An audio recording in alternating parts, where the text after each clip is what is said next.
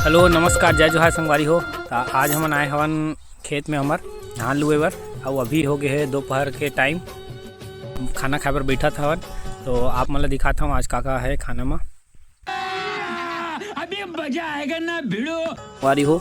ये हरे आलू और सोयाबीन बड़ी के सब्जी, भात और इतनी हमार माँ हवे खाना खाते, दादा घलो हवे खाना खाते।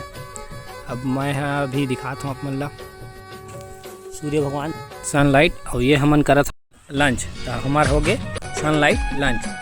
बात तो सही है।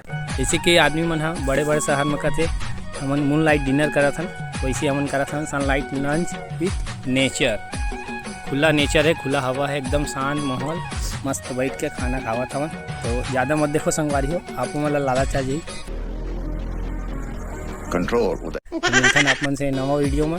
तब तक के लिए हमारे चैनल त्रिलोक रॉनी ब्लॉग्स ला सब्सक्राइब करके रखो।